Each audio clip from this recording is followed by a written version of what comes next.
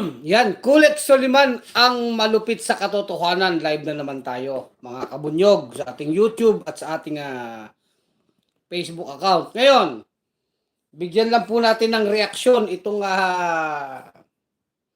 bagong kaso po na sinampa po ni dating Senador Antonio Trillanes dito kay Bongo at dito kay Rodrigo Canor Duterte. Nako. Kaya nga sabi ko, no, na kanino ang huling halakhak, mga kababayan, mga kabunyog. Talagang hindi po tinatantanan ni dating Senador Antonio Trillanes itong sindikato nila Bongo at nila Duterte. Pang ilang kaso na ba ito? Ito nga po, ang huling kaso po na isinampa ni Trillanes dito sa sindikatong Duterte ay itong Frigate deal. Ang kaso po nila dyan ay plunder o pandarambong. Isinampa po kanina ba? Sa Department of Justice, sa DOJ. 16 billion po ang kontrata dyan, 16 billion Frigate. Paano bang pronunciation ng Frigate? Frigate yata, Yung Frigate deal ng administrasyon ni Duterte dito sa Hyundai Heavy Industries. And ang pinag-uusapan po dito, 16 billion. Ito po ay naimbestigahan na sa Senado. Pero sabi nga ni Trillanes, bakit ngayon lang siya nagsampa ng kaso? Talagang sunod-sunod yung kasong sinampa ni Trillanes dito sa mga Duterte, di ba? Bakit ngayon lang? Kasi ang sinasabi ni Trillanes, kumbaga, tumatiming lang siya.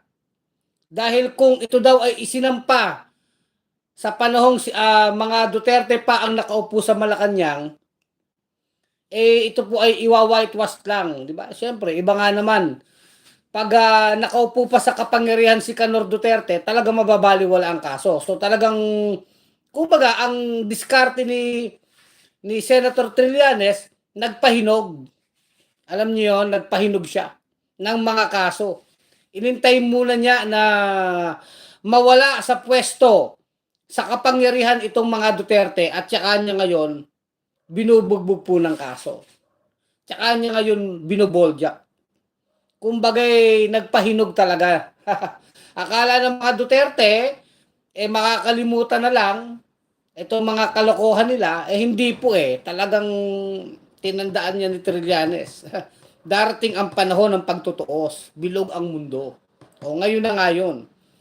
Sa panahon ngayon na hindi na nakaupo si Duterte sa Malacanang. At kahit ngayon, yung political climate, yung klima ng politika ay talagang hindi na rin pabor sa mga Duterte dahil kaaway na ng mga Duterte ang mga Marcos. So maganda yung political climate. Sa tingin ni Trillanes, ito na yung tamang panahon. Yan na po, binira na sila ng binira ng maraming kaso.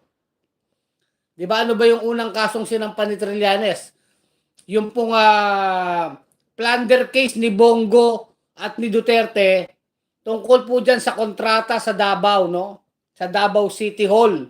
Nung mayor pa si Canor, si Mayor Digonio, 6.6 billion po na mga halaga ng mga kontrata, iba't ibang kontrata, inaward po sa kumpanya na pag-aari ng tatay at kapatid ni Bongo. Dokumentado po yan. So kinasuhan po sila dyan ng plunder, 6.6 billion na mga kontrata, halaga ng kontrata, ibinigay dyan sa kapatid ni Bongo at tatay ni Bongo. Hindi naman yan na dine-deny ni Bongo, inaamin naman niya. Kaya lang nagpapalusot. Yan yung unang kaso po na isinampa ni Trillanes. Ngayon, pangalawang kasong sinampa niya, yung nakaraan, drug case naman po, drug smuggling. Sangkot naman si Polong Duterte, sila Paeldon at itong bayaw ni Polong, itong asawa ni Sara Duterte, itong si Attorney Mans Carpio. O, ano naman ang halaga dyan? 6.4 billion naman po ng shabu na nakalusot po sa custom. Talagang naimbestigahan din yan sa Senado. So, pinahinog lang yung sitwasyon at nung hinog na, sinampa na naman ni Trillanes sa DOJ in the form of complaint, di ba? Siyempre, magkakaroon po yan ng mga preliminary investigation ng DOJ sa mga kaso na isinasampa po, no? At ngayon ito, trifecta, alam niyo trifecta. Pangatlong kaso po na isinampa, plunder, graft, ano ba maraming mga kaso to, no? Plunder, graft, dito naman tungkol sa pre-gate deal. Ano ba yung pre-gate? Kasi ang aking pronunciation, pre-gate eh. F-R-I-G-A-T-E. 16 billion frigate deal. Ano po ba yung frigate? Ito po yung mga naval ship, mga naval ship po ito. Mag-a-acquire po ang Philippine Navy, bibili ng malalaking ship, naval ship o frigate ang tawag dyan, para sa AFP Modernization Program. Nagsimula po itong Frigate Acquisition Plan, tinatawag nilang PAF, Frigate Acquisition Plan, nung panahon ni Pinoy. Actually, panahon ni Pinoy ito. At maganda talaga yung layunin nitong programa na to, ma-modernize ang ating Armed Forces of the Philippines, ang ating Philippine Navy, para magkaroon siya ng capability, no? Tumaas yung capability na maipagtanggol ang ating bansa. So, precisely, ano po ito pagpapaganda ng ating defense. Walang problema dun sa frigate acquisition program. Ngayon, naabutan niya ng administrasyon ni Duterte, na-shoot po yung kontrata dito sa Hyundai Heavy Industries na South Korean base po yan. South Korea base. Sa HHI. Ngayon, ang gusto lang naman ng Navy, naabutan na nila Duterte. So, March, tapos pagdating ng panahon ni Duterte, napirma na yung kontrata niyan. So, i-execute na, ipatutupad na yung kontrata kasi nagkapirmahan na nga. Kaya lang, biglang nagbago po ang ihip ng hangin. Biglang may mga mahiwagang kamay na. Ito na. Maganda yung programa, pero pinapasukan na naman ng mga mandarambong. Yan, mga magnanakaw. Di ba? Doon na nagkagulo kasi hindi po sumusunod yung HHI, yung contractor, yung Hyundai Heavy Industries, sa mga stipulation ng kontrata. Kasi may specification yun. Ano po ang naging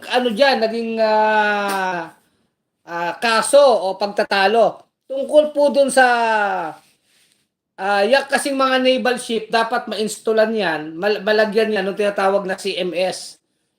Ano po ba yung CMS? Ito po yan. Babasahin ko, no? Para yung pong CMS niyan, yung combat, para sigurado tayo, no?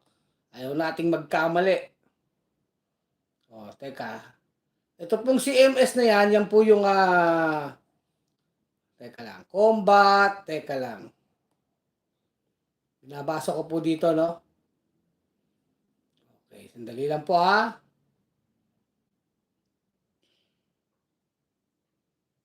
Teka lang, asan ba yun? Combat system po yun Gusto ko lang malaman yung ano ba ibig sabihin ng CMS? Combat, kanina, ano ko na teka. Ito po, nasa balita no? Combat,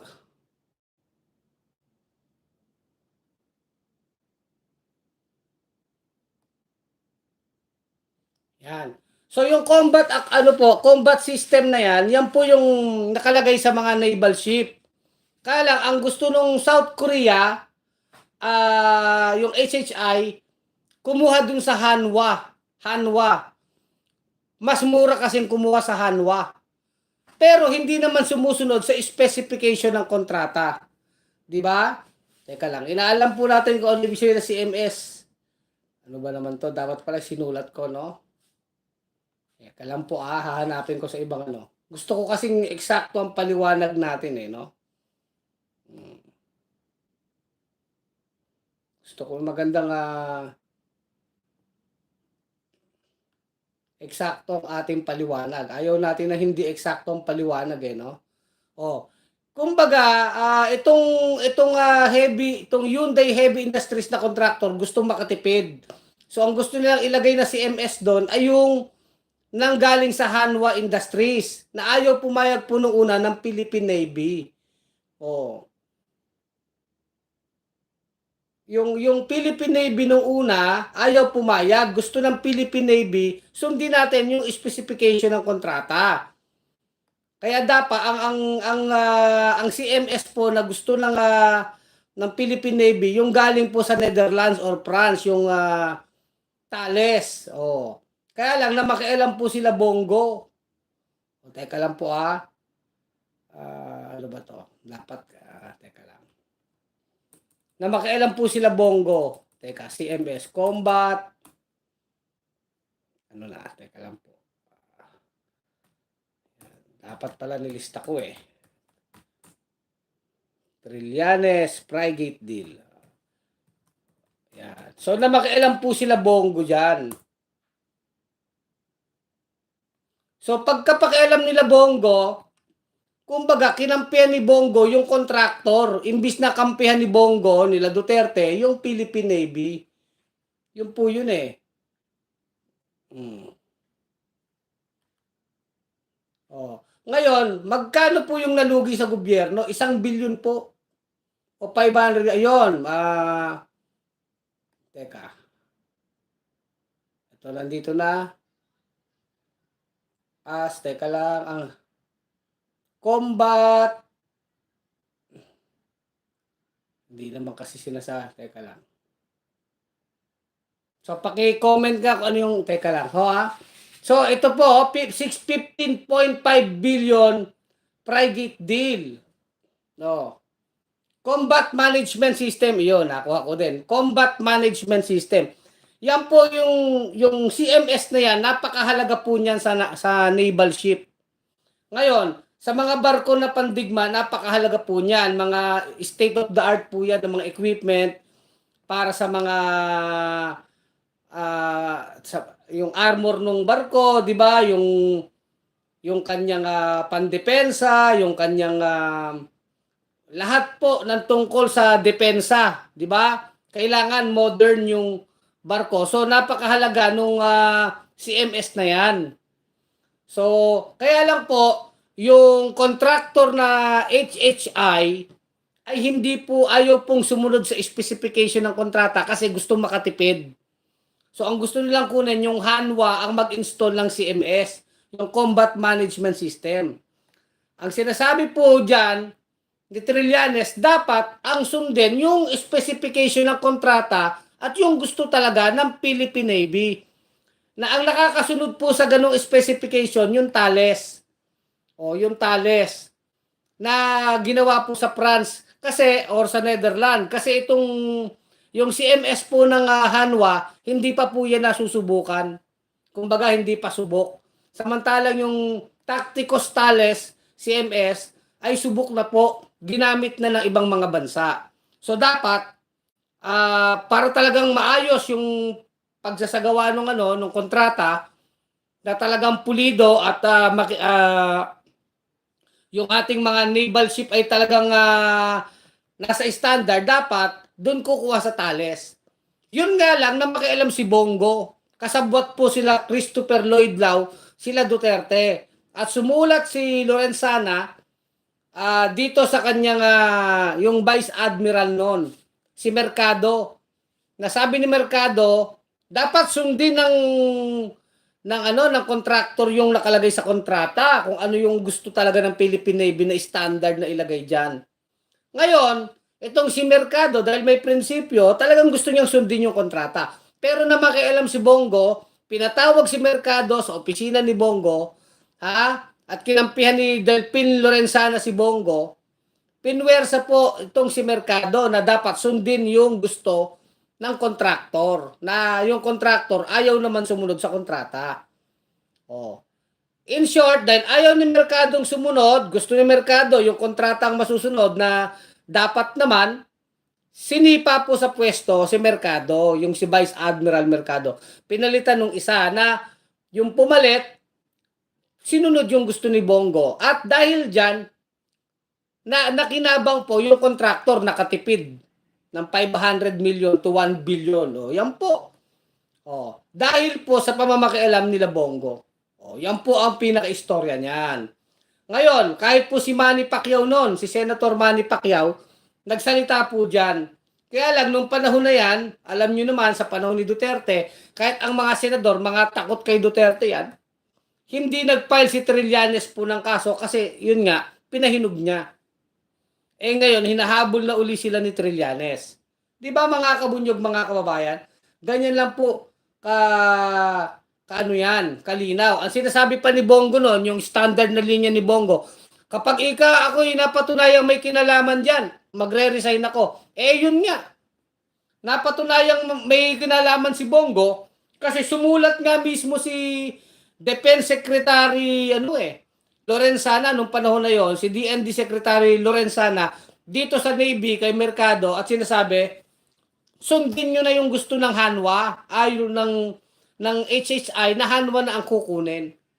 Oh, at doon sa sulat ni Lorenzana, ang ebidensya, yung pong note na kung saan sinasabi, ito'y galing sa itong utos na to, galing to sa opisina ng Special Assistant to the President. Yun nga, sa dakilang alalay ni Canor Duterte na si Bongo. May note po doon si Lorenzana. O ibig sabihin, namamakialam talaga si Bongo dyan sa deal na yan. Na ang pinag-uusapan po dyan ay 16 billion po na acquisition. O ano bang iisipin natin? Di ibig sabihin, sa madaling salita, pinapadrinuhan ni Duterte at ni Bongo yung kontraktor. Siyempre, ba't pinapadrinuhan? Eh di siyempre, sinuhulan sila ngayon dyan. Kaya nila yung ginagawa. Kasi kung ang iniisip nila Bongo ay maging maayos talaga yung naval ship natin, yung mga frigate natin, susundin nila yung gusto talaga ng Navy, nila Vice Admiral Mercado, sumunod talaga sa standard at specification, which is kumuha dun sa Tacticus Thales ng Combat Management System. Yun lang po yun. Kaya lang, siyempre, mauuna ang bulsa bago ang bayan. O, di ba? Ganun po nangyari dyan. O kaya sabihin ni Bongo, ano na daw yan, paulit-ulit. Hindi ka naman nakasuhan nun eh. Kahit naman yung kinaso ni Trillanes dun sa tatay mo, sa kumpanya ng tatay mo at ng kapatid mo, yung kasong plunder nila. Ngayon lang sila kinasuhan. Kahit po yung 6.4 billion na drug smuggling ni Polong Duterte at ni Mans Carpio sa custom nun, pinalusot yung droga, ngayon lang po sila sinisingil. Kasi sinabi nga ni Trillanes, inintay niya talaga na ang mga Duterte mawala na sa kapangyarihan. Yun po yun. Kaya nga sabi ko, hindi talaga titigilan ito, itong mga Duterte ng kaso, kasi sinisingil sila. At not without evidence ito. Marami po itong ebidensya. Madami itong ebidensya. Oh. Hindi naman po yan basta lang sinampa yung kaso eh. Hindi po eh. Talagang ano po ito? May mga ebidensya po. Oh, mismong sulat po ni Lorenzana ang ebidensya ng pamamakialam ni Bongo. Kumbaga, sa salitang maiintindihan ng lahat, pinapadrinuhan ni Bongo at nila Duterte itong Hyundai Heavy Industries para kumuha na lang ng CMS sa Hanwha. Imbis na ang kukuning CMS ay yung galing po sa Netherlands na mas standard. Oh. Kumbaga sa pagbibili po, para maintindihan natin, bumili siya ng substandard para makatipid yung contractor. Dahil substandard yung ginagamit, or wala naman sa standard, nakatipid nga yung contractor, merong party doon sigurado, yung mga opisyal na nagsabuatan. Gagets nyo ba? Ganun po yan. Parang paggawa ng kalsada, dapat ganito kalaki ang bakal, dapat ganito kadami ang simento. Oh, pero para makatipid yung contractor, dadayain yung laki ng bakal, dadayain yung dami ng simento. Yung kalsadang magagawa, marupok kasi wala sa standard, kasi tinipid. Oh, Bakit tinipid ng kontraktor? Para may pansuhol pa siya sa mga matatakaw na buhaya na opisyal ng gobyerno. Di ba? Time and again, ganyan po ang style sa mga government acquisition, sa mga government project. Ganyan na ganyan po ang nangyari sa pre-gate deal. Tinipid yung CMS, kumbaga, hindi maganda yung in-install na CMS para makatipid yung contractor. At dahil nakatipid yung contractor, may toong pots na malaki, may suol na malaki, kikita din yung mga opisyal ng gobyerno. Pero kung sinunod ng contractor yung tamang specification, mas maganda sana ang mga private natin. Yung BRP Jose Rizal at yung BRP Antonio Luna. O, di ba? Yung dalawang frigate na yan.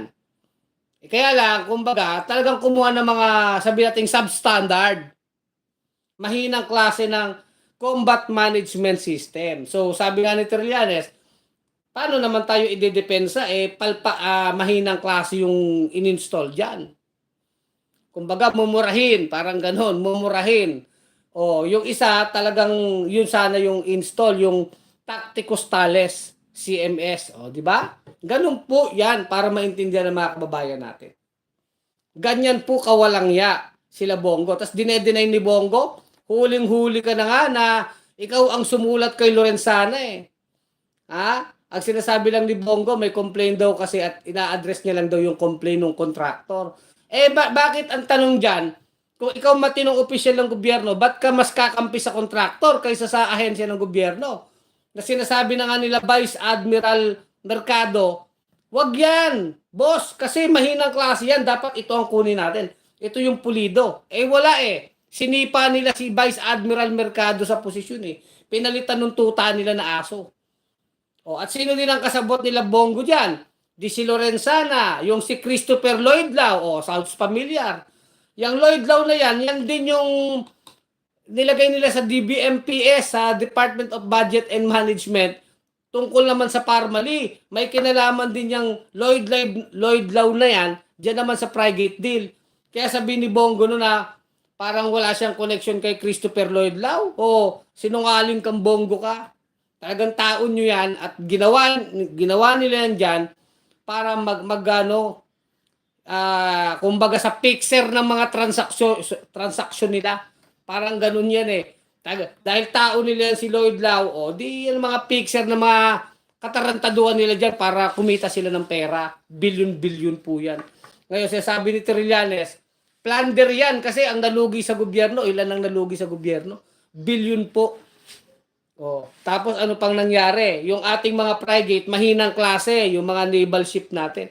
Ayan po. Yan, kaya kinasuhan sila ni Trillanes. Yan po ang history niyan. Di ba? Kaya kumbaga wala ding lusot sila Duterte at Bongo diyan. Ngayon nagagalit na naman mga DDS. Di ba? Kung wala namang kaso, bakit makakasuhan kung walang ebidensya, di ba? Kitang-kita na nga. Kaya nga sigurado naghihinanakit si Vice Admiral Mercado. Kung sino yung mga tapat sa serbisyo na gustong ipatupad yung tama, yun yung inalis nila. At ang ipinalit yung aso nila. Basahin niyo po yung mga ano dyan. Yung mga nire-review ko nga eh. Kaya ito, madali naman po itong intindihin. Babasahin ko sa inyo yung balita ha. Teka, magbabaano muna tayo mga kabunyog. Babasahin ko yung mga comment ninyo. Romel Macaraig. Kay Pinoy po yung project na yan. Ano ka ba? Kaya nga Romel Macaraig. Kay Pinoy nga yung project. Kaya lang, napirma na yung kontrata na ipatupad na sa panahon ni Duterte. Hindi naman kinokontra yung project, yung program eh. Maganda nga yun eh. Mag-acquire tayo, bumili tayo ng mga bagong frigate or naval ship. Walang problema doon. Parte yan ng modernization ng AFP para maging moderno ang ating defense. Di ba? Walang problema. Hindi natin kinokontra yon. Okay yung ginawa ng Pinoy administration. Ang kinokontra natin, habang pinapatupad, ini-implement itong frigate acquisition, ay nagkakaroon po ng mga discarding malupit para makapagnakaw.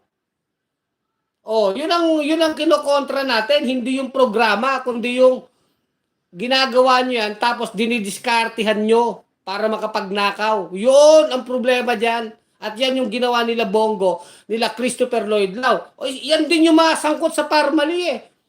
Oh, sindikato. Oh, yun, halimbawa ko, example ko mga kababayan para maintindihan nyo. Kung may program ba ng computerization, halimbawa, bibili ng maraming laptop sa DepEd, kukontrahin ba natin yon para ibigay sa mga teacher at mga estudyante yung mga makabagong laptop? Maganda yung program na yon, yung bumibili ng laptop, ibigay sa estudyante at teacher. Kung ganun ang program, halimbawa ko. Pero anong mali? Magkakamali ka kung halimbawa yung laptop, ito yung specification, titipirin yung laptop, bibili ng mahinang klase. O, di dahil bumili ng mahinang klase yung gagamitin ng mga bata at ng mga teacher. Sinong kumita? Yung contractor, tsaka yung kasabwat na nag-procure na opisyal ng gobyerno. Kumbaga, kumita, pinagkakitaan yung project. Na lugar sana, matino yung makukuha ng mga estudyante at ng teacher na laptop, gagawin, ang laptop ay yung mumurahin lang. Na siguro, mahina, mabagal. Ganun po ang ibig kong sabihin. Ang Frigate deal acquisition, ang pag-acquire ng bagong Frigate, is maayos yan, mabuti yan. Hindi natin yung kinukontra sa panahon pa yan ni Pinoy eh. Kahit pa yan sa panahon ni Gloria o kaninong panahon, the program itself is maganda, modernization. Bakit lang siya nagka-luko-luko? Dahil sa mga luko-luko. O dahil sa mga magnanakaw at mga makakating kamay na mahilig sa kwarta na gustong pagkakitaan ng gobyerno at the expense ng ating defense. At the expense ng sambayan ng Pilipino. Di ba? Yun yung talagang kinokontra natin. Kung bakit kailangan pa nilang pagkakitaan yan. Siyempre, nakaamoy ng bilyon-bilyon sila Duterte. Magnanakaw talaga yan. Yan ba naman ay bagong istorya pa sa gobyerno ng Pilipinas? Hindi naman na po bagong istorya yan eh. Sa lahat naman ng uri ng kontrata ng gobyerno, ganyan naman po nangyayari. Kalsada, sa dami ng SOP, 40% sa mayor, sa congressman, anong gagawin natin? Anong nangyayari sa mga kalsada natin? Substandard ang mga bakal, ang mga simento. O di ba laging ganun yan eh? Bakit? Paano may mga matatakaw na opisyal ng gobyerno gustong kumita? O binibigyan din ng kontraktor. Kaya ang kontraktor kailangan magtipid sa buhatan niya ng kontraktor at ng mga opisyal ng gobyerno. Ganyan naman ang nangyari sa Frigate deal. Yung CMS na supposed to be dapat standard, magandang klase ng combat management system, na kung susundin mo yung specification ng kontrata na gusto din ng Philippine Navy, doon ka kukuha sa France, yung made in France at Netherlands, yung Tacticus Thales. Brand yun. Pero dahil gustong makatipid ng kontraktor, ang gusto ng kontraktor, bibili sila doon sa isang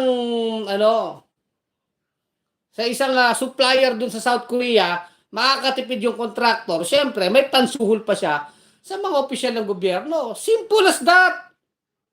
Madali siyang intindihin, mga kabunyog, mga kababayan. Yan ang ginawa nila Bongo eh. May ebidensya ba? Meron. Dahil pinurso talaga nila yun eh. Doon sila nagkuha ng CMS doon sa Korea eh. Hindi naman sa France eh.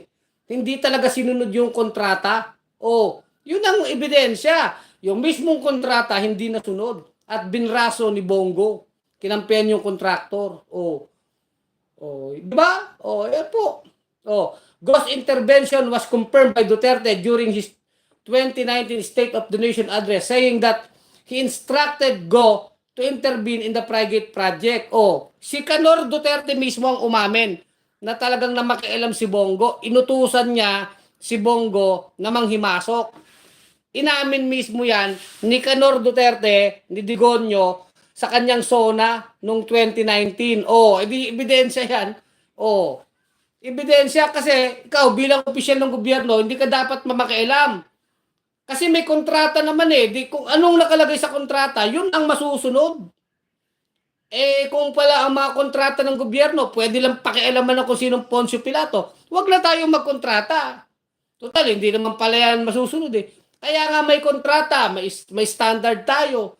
O, di sundin kung anong nakalagay sa kontrata. Hindi ganyan ang ginawa nila. O, kahit labagin yung kontrata, para lang sila magkapera, makadiskarte. Ganyan po yan. O, di ba? Di plunder yan. O pandarambong yan. O, nakalagay pa dito, Trillanes said Duterte allegedly forced the Philippine Navy to accept the changes in the contract. Kasi gustong baguhin ng contractor yung kontrata eh. Kahit napirma na yung kontrata, gusto ng contractor, babaguhin para makakatipid ang contractor.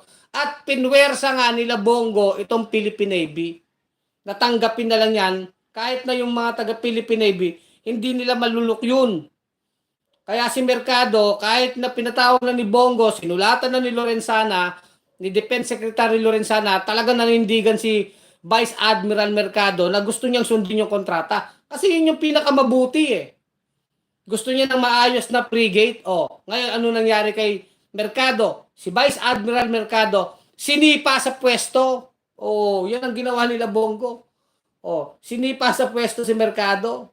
Dahil hindi nga sumusunod si Mercado eh. Naninindigan sa prinsipyo eh. Ganyan po nangyayari naman sa gobyerno talaga eh. Hindi na to bago. At nung pumalag yung Philippine Navy, in this case, yung dating flag officer in command, Vice Admiral Ronald Mercado, ang ginawa ni Duterte, pinatanggal siya sa pwesto, Trillanes claim. Di ba? Pinatanggal ni Canor Duterte, yung matino. At ang pinalit yung aso nila. At yung pinalitan na, Mercado was replaced by Empedrad, who promptly approved the alleged illegal changes in the contract. Bringing in addition billions in profit to the private contractor. Dahil naging sunod-sunuran yung pumalit si Empedrad, sumunod kila Bongo, tuwan-tuwa yung contractor, nakatipid siya. Bilyon-bilyon ang natipid ni contractor. At dahil nakatipid si contractor, anong usapan? Di may for the boys dyan. Di may pera si Bongo, sila Duterte. Ganun lang yun. Ganun lang yun. Or else, bakit mamamakialam sila Bongo kung wala silang pakinabang? Hindi ba napakalinaw niyan? May malabo ba dyan? Huling-huli na eh. Kaya nga tama rin yung ginagawa ni Trillanes ngayon dahil pera ng bayan niya, protektahan natin, habulin natin, singilin natin itong mga magnanakaw na ito. Bilyon-bilyon yan. Lalo ngayon sa panahon ngayon na hinaharas tayo ng China, kailangan natin ng mga maayos na Navy ship na gagamitin ng ating mga Navy, ng ating mga Marines, di ba? Kailangan natin yan. Pero dahil nga sa mga matatakaw na kagaya nila Bongo, hayan po nangyari. Hindi magandang klase yung ating mga frigate kasi tinipid. Di ba? Sino ngayon magdudusa diyan? Tinipid eh, hindi maganda yung nilagay po doon na CMS, di ba? Dapat alam ito ng ating mga kababayan. May ebidensya naman eh. Litaw na litaw ang ebidensya. Umami naman si Canor, may sulat naman si Lorenzana, may sulat naman si Bongo. Umami. Kitang-kitang ebidensya, kaya lang nung panahon kasi na yan, kahit alam nilang labag sa batas, lantaran nilang nilalabag ang batas. Ganyan si Duterte. Kasi pakiramdam nila, habang buhay sila sa kapangyarihan, silang siga. Ganyan si Duterte eh. Mula sa pagnanakaw, pagpatay ng tao, pati yung kila Michael Yang, mga inchik na yan. Lahat yan, kung lumabag sa batas yan, grabe sila. Kasi nung panahon ni Duterte, talagang binasurang batas, binaboy ang Pilipinas. Kila Duterte, walang batas-batas. Kahit nga po yung biro mo, tatay at kapatid ni Bongo nakakakuha ng kontrata sa City Hall, bawal yun. Bawal na bawal yun na tatay mo at kapatid mo, immediate family member mo. And yet talagang binigay ng Davao City Hall yung kontrata sa tatay at kapatid ni Bongo. Hindi naman tinatanggi ni Bongo yun eh. Ang sinasabi lang ni Bongo, wala naman daw siyang kinalaman doon. Sino maniniwala diyan? Di ba? Kaya nga ibang kaso 'yun. Sinampahan din sila ni Trillanes ng kaso doon. Di ba mga kabunyog, mga kababayan? Hindi ako nagpapaka-technical eh. Ang gusto natin maunawaan ito ng ating mga nakikinig dito, ng mga karaniwang Pilipino na mga nanonood sa atin para maintindihan natin. Bilyon-bilyon po ang kinukotong sa atin itong mga sindikato ni Duterte na to. Oh, tapos ngayon tignan niyo ang ating nakakaawang ating mga Navy. Bakit? O yan, mga ganyan. Ang ganda ng programa, binabalasubas para sila kumita ng pera. Oh, ngayon hinaharas tayo ng China. Wala tayong maayos na mga mga barko, di ba? Oh, yan po yan. Oh. O sabi dito, Duterte puro kabulukan, sabi ni Pag-ibig at Kapayapaan. Kaya nga eh. Di ba nga, Pag-ibig at Kapayapaan, Duterte puro kalukuhan. O, kalukuhan pala. O sabi ni Lloyd Mondaya, magandang gabi po sa ating lahat. Salamat Lloyd Mondaya, no? Kayo, huwag kayong nagagalit kay Kulex pag nagbablog tayo na katotohanan. Di ba? Pinapaliwanag natin kung bakit nagsampa si Trillanes ng kaso. May ebidensya po yan. At bakit ngayon sinasampa ang kaso? Nagpahinog. Kaya mautak din itong si Trillanes eh. Nagpahinog siya. Ibig sabihin, inintay niyang mawala sa pwesto ang mga Duterte para siguradong ang mga kaso ay hindi mawa-whitewash o mauwi lang po yan sa basura o sa palakasan. Ngayon wala na ang mga Duterte at kaaway pa niya ang Marcos administration, malaki ang posibilidad na itong mga kaso na ito ay gugulong talaga. Di ba? 3 kaso po na yan. Yung unang kaso, yung plunder, pandarambong na kaso ni Bongo at Duterte doon sa Davao City Hall, yung mga kontratang binigay sa tatay at kapatid ni Bongo. 6.6 billion po yun. Billion! Ulitin ko ha. Pag sila nang rarakit sa gobyerno, itong sindikato ni Duterte, hindi po daang milyon, kundi bilyon ang usapan dito. Di ba? Yan. Pangalawang kaso naman, droga naman, 6.4 billion, pinalusot po sa Bureau of Customs. Sinampa naman ang kaso dyan ni Trillanes, si Mans Carpio, yung asawa ni Inday, at si Polong Duterte, sila Paeldon, pinalusot yung 6.4 billion ng shabu, inilagay sa green lane. Isipin mo, shabu ilalagay mo sa green lane. Sa custom kasi pag nakalagay sa green lane, maluwag yung inspection.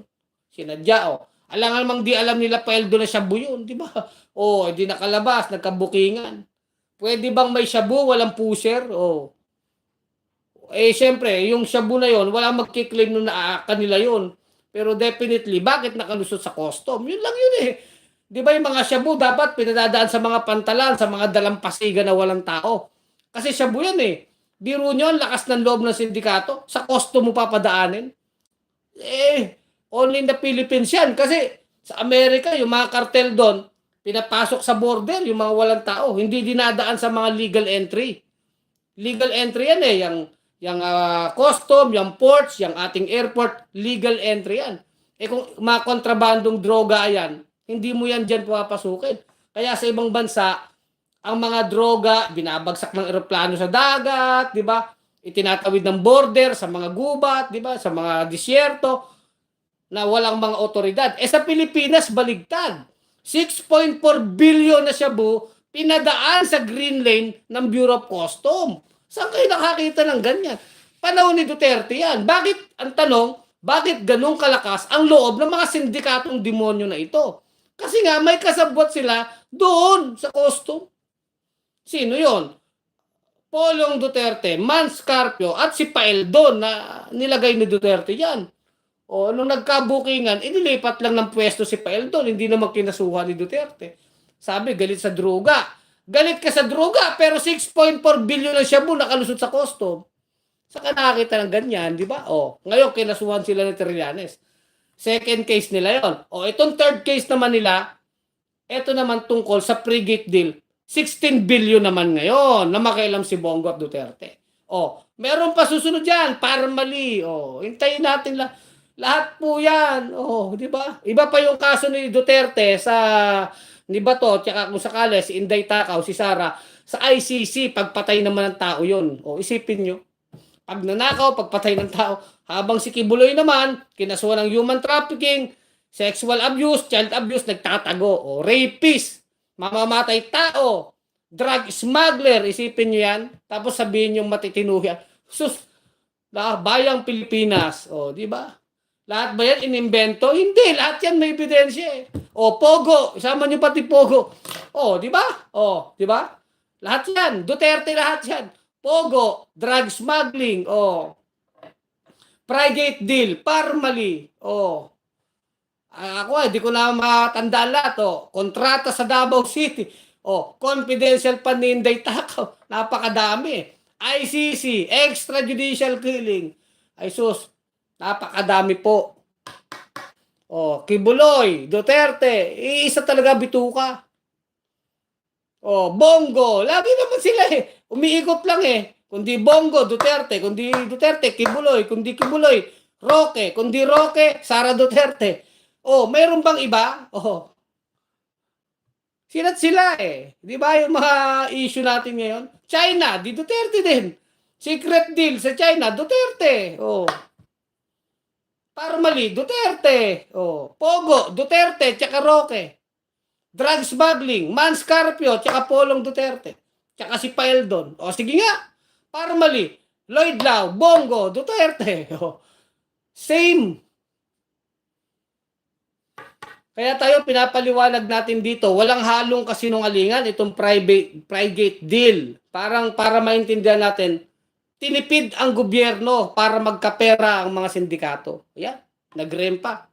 Tinipid ang gobyerno para magkapera ang mga sindikato. Sinong naperwisyo? Ang mamamayang Pilipino. Diba? Para lang tumula na ako. Dahil tinipid ang kontrata, naperwisyo tayo na mamamayan. Hindi natin nakuha yung tamang para sa atin. O, yan ba'y bago ba? Hindi. Kahit sa kalsada, sa lahat, sa paggawa ng waiting sheds, halos naman sa lahat ng mga kontrata ng gobyerno eh. Substandard eh. Ganyan ang ginawa sa Philippine Navy. Modernization. Isang napakagandang programa sana kung pinatupad ng maayos. Eh hindi eh. Pinagnanakaw na naman eh. Talagang tataknakaw eh, di ba? Kaya huwag kayong magagalit mga Dutards, mga DDS. At marami pang kaso yan. Hindi po yan tungkol sa politika. Una-una, hindi naman tatakbo si Trillanes na senador. Oh, tatakbo ba si Trillanes na senador? Hindi naman. Ang alam kong tatakbo ni Senator Trillanes, mayor ng Caloocan. Maglo-local siya. O si Lenny, magme-mayor ng Naga. So, hindi pwedeng sabing namumulitika. Talagang nagpahinog lang si Senator Trillanes para inintay niyang wala sa pwesto mga Duterte, tsaka niya binira ng mga kaso. Anyway, ang mahalaga naman dito, ebidensya na ito naman ay hindi imbentong kwento. Hindi kagaya ng mga kaso ni Duterte na sinampa sa mga kritiko, imbentong kwento, harassment, di ba? Ito talaga may mga ebidensya eh. Mula Parmali, drug smuggling, kontrata nila Bongo sa Davao, ito naman frigate deal, lahat naman yan may ebidensya. Kahit yung ICC may ebidensya din. Hindi naman to imbentong kwento lang. Ito'y may mga ebidensya. At yun yung pinakamahalaga dyan eh. Ang matindi dyan, paano i-deny ni Duterte na hindi sila na makialam? May public statement si Duterte, sa SONA niya pa sinabi, na sinabi niya, mamakialam si Bongo sa kontrata. Inamin ni Duterte yun. Sige nga, paano mo naman i-deny? Hindi ma-deny na kasi inamin ni Duterte. Di ba mga Dutards? Kasalanan ng Tatay Digonyo nyo, masyadong hambog eh. Akala kasi nila bilog ang mundo. Sa sobrang kahambugan, babalik sa kanya mga sinabi niya. Ebidensya ngayon yun. Huwag kayong magagalit. Tatay Digonyo nyo ang umamin na namakialam sila dyan. Tatay Digonyo nyo nagsabi niya. Sa kanyang SONA noong 2019, di ba? At sinipa si Mercado. Kahit i-search nyo, sinipa yung Vice Admiral. Yung naninindigan sa tama, yun ang inalis sa pwesto. Public yan. Hindi na yan pwedeng baguhin kasi nangyari na yan eh. Yan ang mga ebidensya, di ba? Ano pa kaya susunod na kaso kay Duterte? Baka ano to eh. Hanggang sa huling hininga to, pinapailan to ng kaso.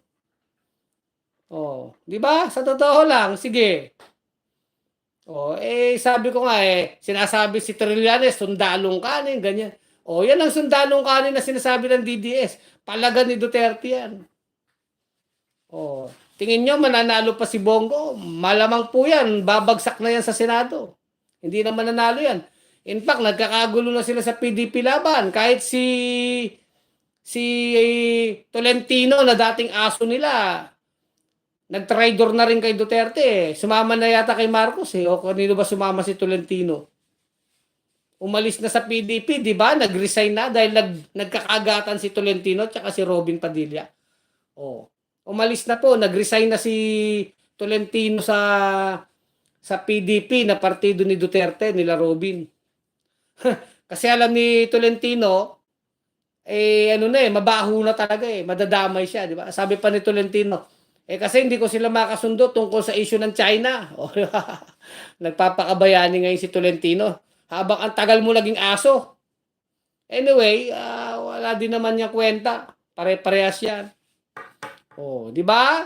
Paano ngayon? Pag nalaman ng taong bayan to, kaya tayo nagbablog. Oh, ito ginawa nila Bongo ngayon. Kaya yung ating mga barko, ganyan. Oh, tinipid. Hindi sinunod ang kontrata. So, hanggang dito na lang ating vlog. Kulit Soliman, ang malupit sa katotohanan sa bunyog pagkakaisa.